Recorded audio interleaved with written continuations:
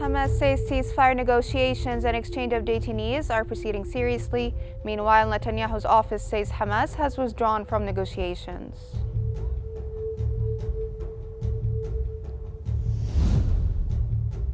Israeli warplanes carry out an airstrike west of Baalbek in the Bekaa region, marking the first such strike since the ceasefire.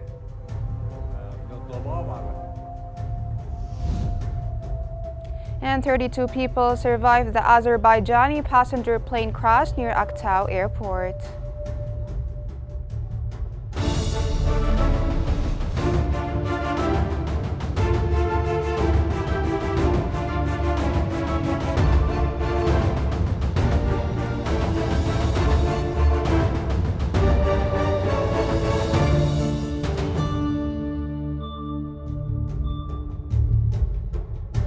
It's 4 p.m. Cairo local time, and you're now watching Q News. We begin today's bulletin with the latest developments in Gaza.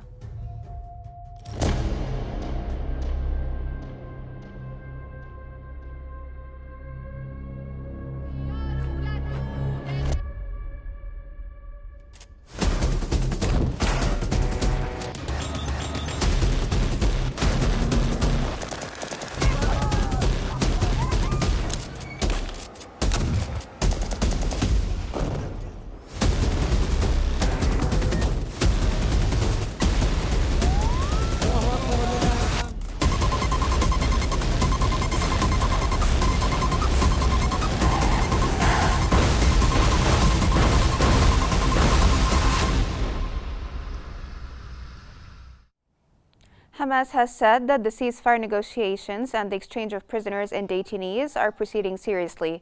Hamas added that it has shown flexibility. However, the delay in reaching an agreement was due to the occupation's new conditions regarding withdrawal, ceasefire, and the return of the displaced.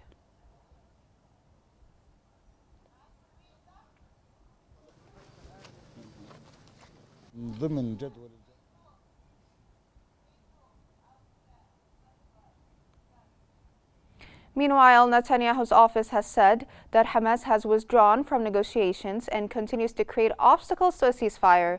Netanyahu's office has added that Israel will continue efforts to return all detainees from the Gaza Strip.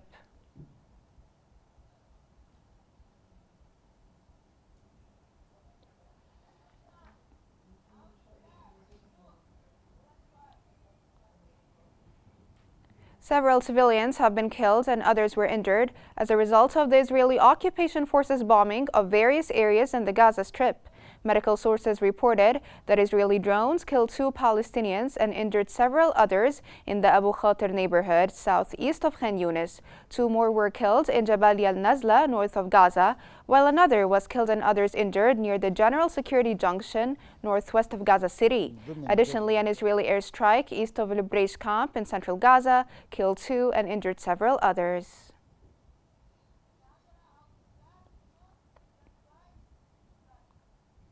3 Palestinians have been injured after the Israeli occupation forces raided the Amari camp south of Ramallah. The Red Crescent Society reported treating a young man shot in the foot, another run over by a military jeep, and a third assaulted. Local sources said Israeli forces assaulted several journalists, firing sound bombs and toxic gas to block coverage. A large-scale arrest campaign was launched in the camp, detaining mostly Gaza residents.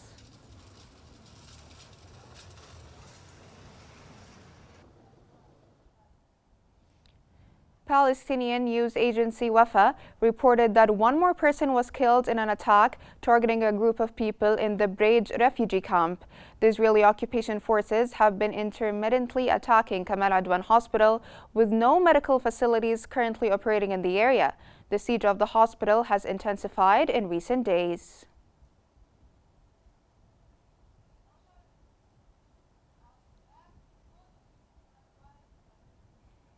A Palestinian youth from Tamoun, south of Tubas, has been killed from critical injuries sustained when a drone targeted a group of young men during the Israeli forces' raid on the town last night. Last night, medical teams dealt with 2 injuries as a result of an occupation drone bombing the group of young men.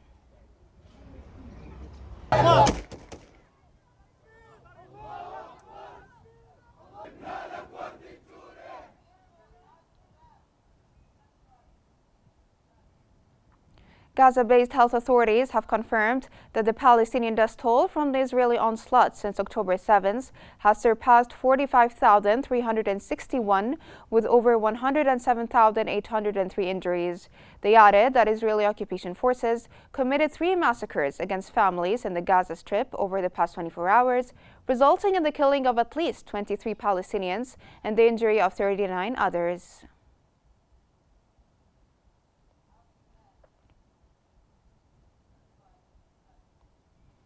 The ongoing Israeli aggression in Gaza and the West Bank worsens the humanitarian crisis, prompting global condemnation. Gaza and the West Bank continue to endure intense Israeli military aggression, resulting in devastating impact on the civilian population. With over 2 million Palestinians forcibly displaced, this displacement marks one of the largest exoduses since the 1948 Nakba. The situation is compounded by an acute famine and dire shortages of medical supplies, exacerbating the humanitarian crisis. In the West Bank, Israeli occupation forces continue raids in towns like Jenin and Nablus, using live ammunition against protesters and arresting dozens of Palestinians. On the international front, the situation is drawing widespread condemnation. The South African government has referred Israel to the International Criminal Court for alleged war crimes and genocide against Palestinians, urging global legal action. Meanwhile, diplomatic efforts to secure a ceasefire have faltered, with reports highlighting U.S. obstruction of resolutions at the United Nations. The crisis continues to provoke protest and advocacy worldwide, as humanitarian organizations warn of worsening conditions if immediate action is not taken. The destruction of civilian infrastructure and the ongoing use of force have been widely criticized as violations of international law, further straining Israel's relations with global allies. For more analysis, we now move to Salma Al-Fei in our newsroom. Thank you, Salma. And for further analysis on the latest ceasefire negotiations, we're joined from Ramallah by the writer and political analyst Murad Harfoush. Welcome, Mr. Harfoush. Welcome to Qnews. And let me start off by asking you, what are the key positive indicators in the ceasefire negotiations, do you think, in Gaza?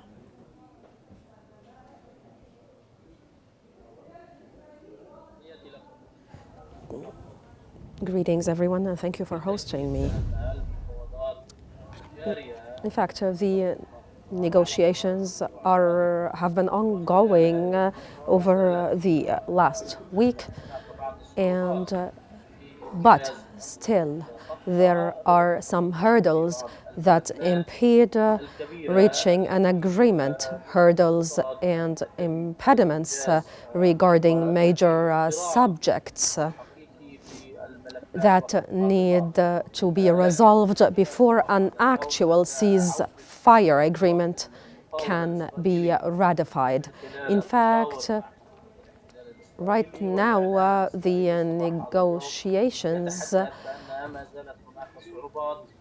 or the Israeli media in Israel is still speaking about the existence of many hurdles that impede the way to reaching an agreement.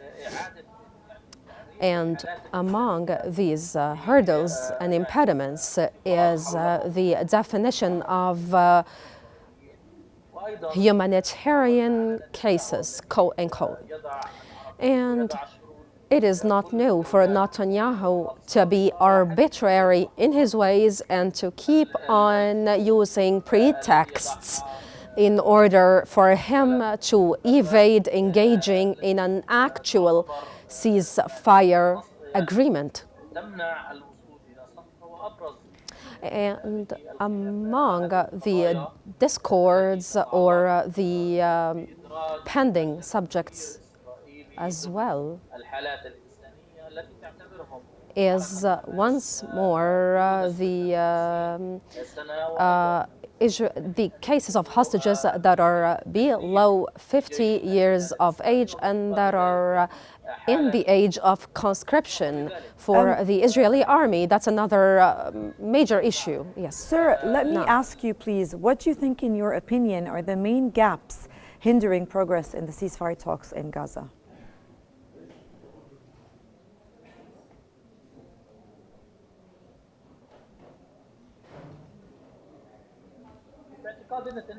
My calibration, the main impediment is the person of Netanyahu. He uses pretexts and he doesn't give the negotiation delegation of Israel enough privileges and negotiation tools. In fact, there was a case of involving 11 Israeli hostages among humanitarian cases, and there are other Israeli hostages that Hamas wants to release, in fact. But we find Netanyahu evading or not providing guarantees to a ceasefire agreement. Sir, let me also ask you, do the ongoing Israeli military operations in Gaza and the West Bank at the moment affect the ceasefire negotiations, do you think?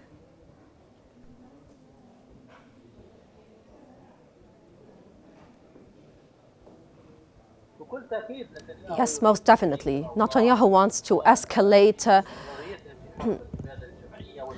further and further. He keeps on practicing massacres in the Gaza Strip, and he does wide-scale incursions into Gaza camps and hospitals. He as well keeps on doing major incursions in civilian areas. In fact, 3 Palestinian citizens were murdered recently, and this is just an testament to Netanyahu's arbitrariness and his commitment to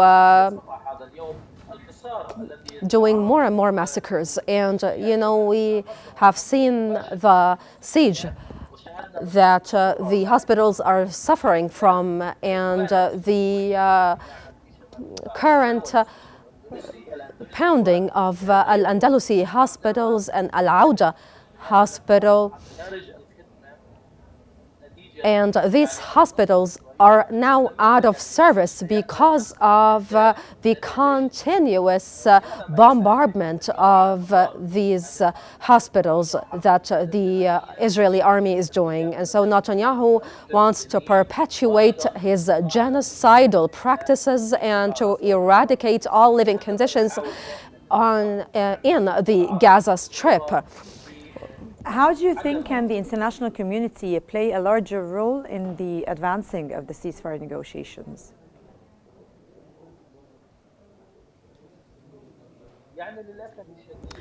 In fact, unfortunately, up until this moment, the international community cannot really provide any protection for the Palestinians and cannot really participate in halting the war. We are talking right now about 45,000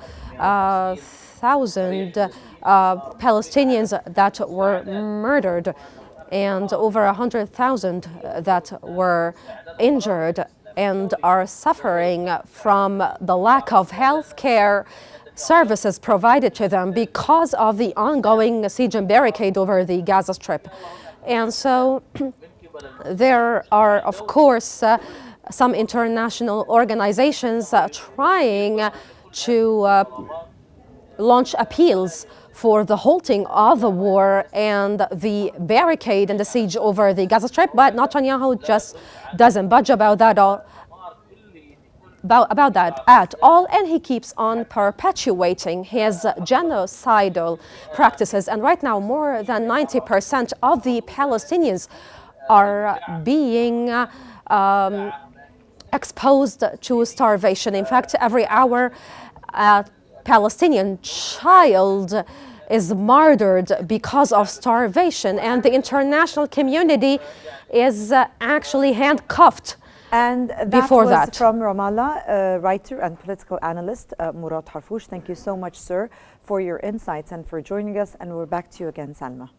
Thank you so much, Salma, for conducting this interview. Israeli occupation forces have demolished a commercial structure east of Qalqilia. Local sources reported that a large force of the occupation army, accompanied by bulldozers, broke into the village of Nabi Ilyas, east of Qalqilia, and demolished a commercial structure belonging to a local resident.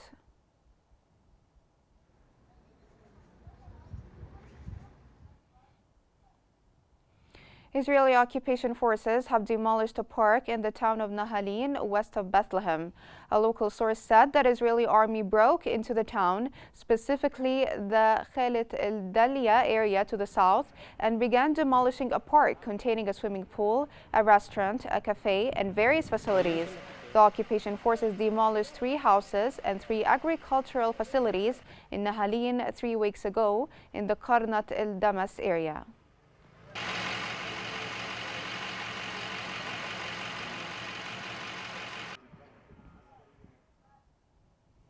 The United Nations Office for the Coordination of Humanitarian Affairs has said attacks on hospitals in North Gaza Governorate in recent days are having a devastating impact on civilians who remain in besieged areas. According to a statement by OCHA, the Israeli siege on Beit Hanun, Beit Lahia, and parts of Jabalia in northern Gaza continues for the 79th day. It added, despite daily efforts by the UN and partners to provide life-saving aid, Israel has rejected 48 of 52 UN requests for humanitarian access in December. And new estimates indicate at least 5,000 households in eastern Gaza City were affected by a new Israeli evacuation order, with hundreds moving west.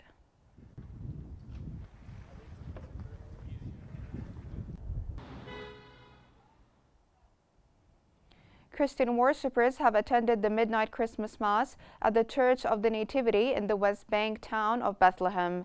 The Latin Patriarch of Jerusalem led the service in the town. In the historic city of Bethlehem in the occupied West Bank, due to Israeli attacks on Gaza, the streets were not decorated for this year's Christmas as in previous years, and the Christmas tree in front of the Church of the Nativity was not illuminated.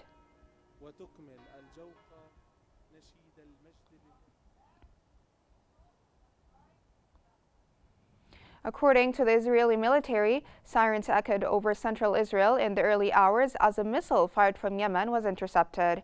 The sirens were activated around 4:20 a.m. The Israeli military said that the missile was intercepted before entering Israeli territory.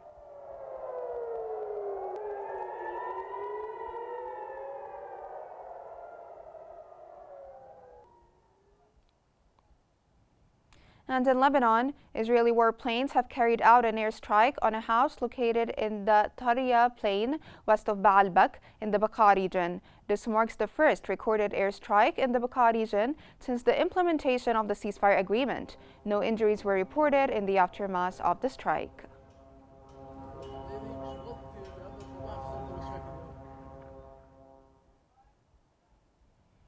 In Syria, Turkish Interior Minister announced that over 25,000 Syrian refugees have crossed the Turkish border back to their homeland in the past 15 days.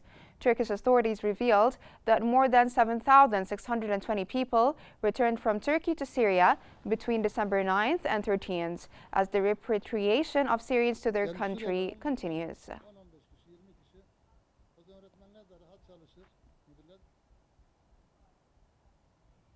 Abu Dhabi has hosted talks between UAE President Sheikh Mohammed bin Zayed Al Nahyan and Turkish Foreign Minister Hakan Fidan, focusing on the evolving dynamics in Syria and the region.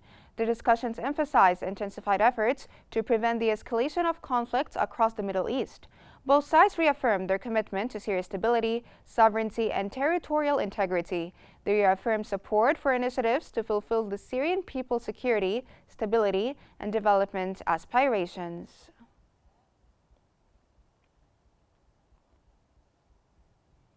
Syrian Christians have attended Christmas Day Mass in one of Syria's oldest churches, Lady of Damascus Church. This Mass is the first since the fall of Bashar al-Assad. The country's ruler, Ahmad al-Shara, has told Christians and other groups that they will be safe in a Syria run by Hayat Tahrir al-Sham group.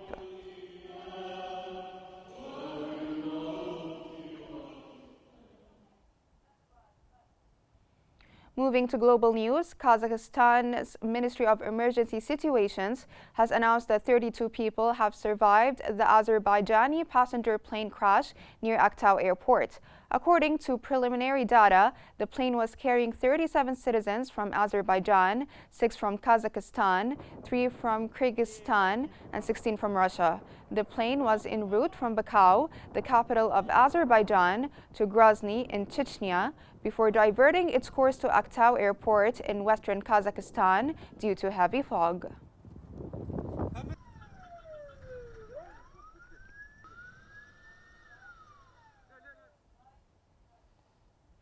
Russian President Vladimir Putin has started the informal CIS summit by expressing his condolences to the victims of the plane crash in Aktau, Kazakhstan. Putin said in an agreement with the president of Kazakhstan, a Russian Ministry of Emergency Situations plane with medical personnel and the necessary additional equipment on board to en route to Aktau.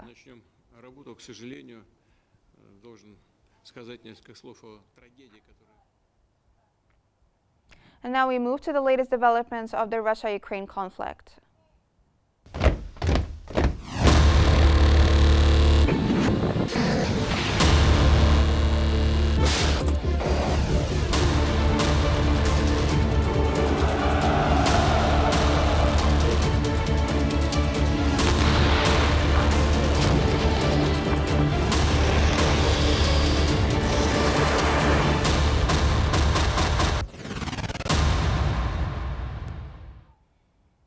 Russia's Ministry of Foreign Affairs has accused NATO of trying to turn Moldova into a logistical center to supply the Ukrainian army.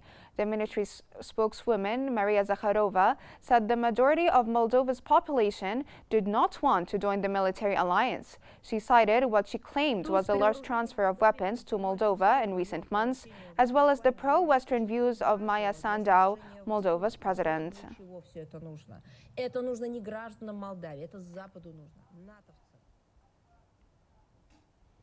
Russia said that its forces had struck multiple Ukrainian targets, while Ukraine, on the same day, reported repelling multiple Russian attacks. Russian Ministry of Defense has added that the Russian air and artillery forces targeted Ukrainian military personnel and amassed military equipment across 146 regions. Meanwhile, the Ukrainian Armed Forces General Staff stated there had been 179 battles in frontline zones. Ukrainian President Volodymyr Zelensky gave his Christmas greetings in a video address. Zelensky signed legislation in July 2023 to bring Ukraine's public Christmas holiday in line with the majority of other European countries, rather than the later date followed in Russia.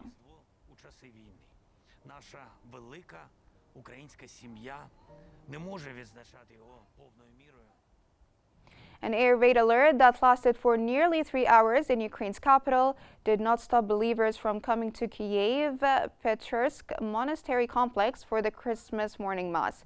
Ukraine's President Volodymyr Zelensky has added Russia attacked Ukraine's energy system and some cities with cruise and ballistic missiles, plus drones on Wednesday in an inhuman Christmas Day assault.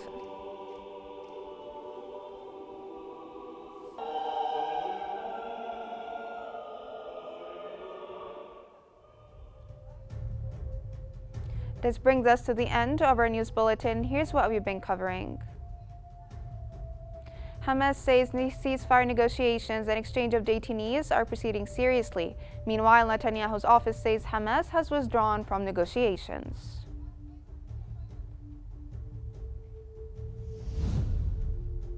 Israeli warplanes carry out an airstrike west of Baalbek in the Bekaa region, marking the first such strike since the ceasefire.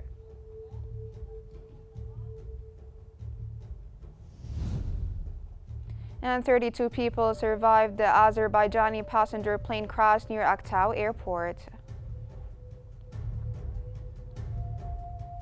This concludes our news bulletin for the hour. Don't forget to follow Q News on YouTube, Facebook, X, Instagram, and TikTok at Q News EG to stay informed. Thank you for watching and stay tuned for more updates on Q News.